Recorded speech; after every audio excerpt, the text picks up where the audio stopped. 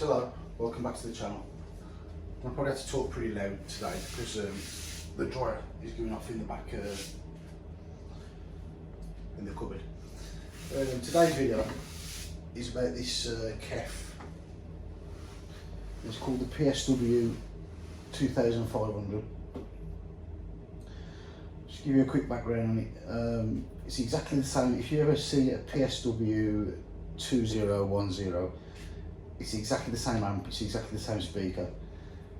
It's got the same cubic litres, which I think is 15.4. So it's a 250 watt power amplifier in it. It's got a 10-inch long throw speaker.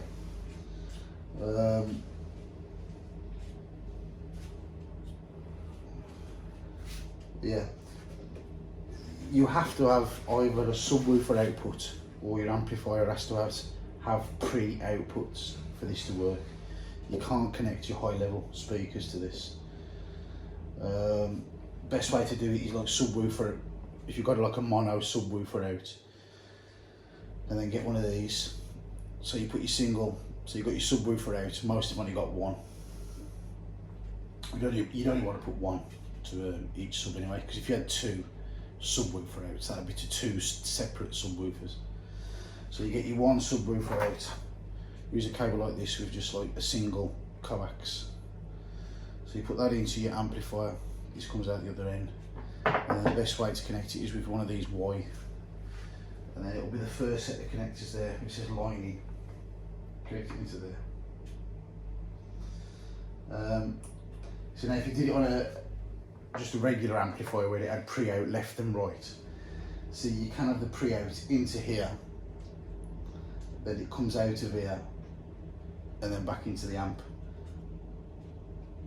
And it's a good way of doing it if you do it that way, because then when you use the crossover, when you use the crossover on this, I'm not 100% sure if it does that, but like say if you set the crossover to say 80 Hertz, I think it doesn't, you know, like the crossover in here only lets out frequencies above that light level. So this will control all of the bass and it will just send, so your amplifier doesn't have to do so much hard work then, like trying to reproduce the bass. So I don't know how good this camera's picking up. It's a Sunday night, this is, by the way. All school uniforms and all over the back of the chairs. So they say this is the 250. The difference with the 2010 is well, it's square and it's got like a glass top.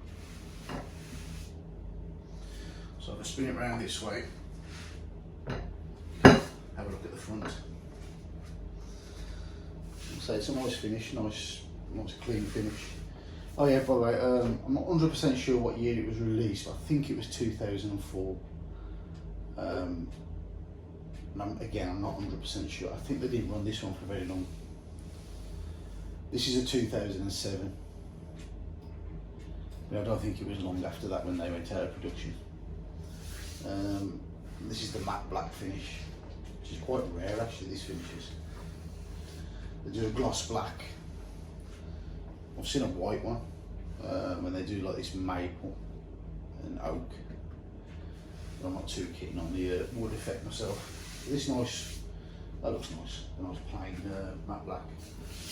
So I'm going to flip it on each side so you can have a look at the speaker. It's got nice rubber feet, which do insulate it quite well. You know, you don't get that like nasty vibrations from just like rubbish feet. And the cone as well.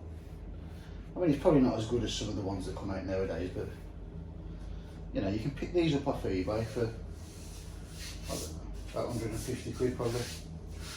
Well, I got this up for sale for 150 quid, so, but I've seen them on there for about 300, 250, it depends what people want to pay.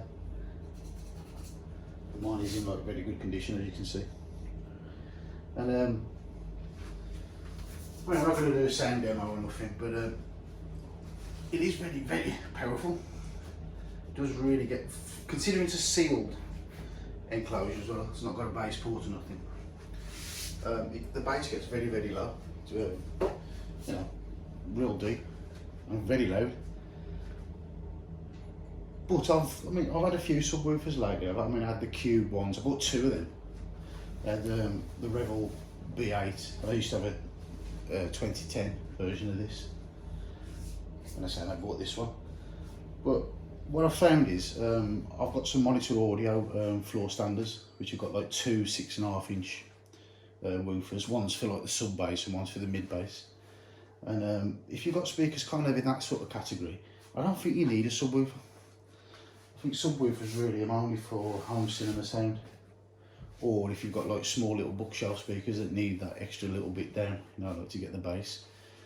But I say with my monitor audio floor standards, they go silly. They go seriously silly low. You know, it says on the back of them 32 hertz.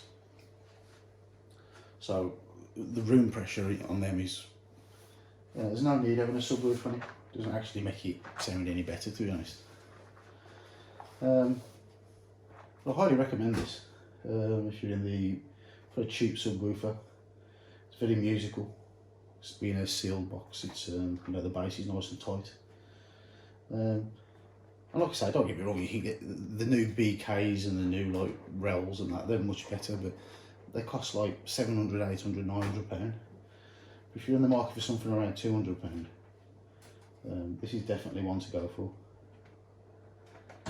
Anyway, I'll wrap this up. Yeah, I think I've covered everything. Anyway, thanks for watching. Until next time.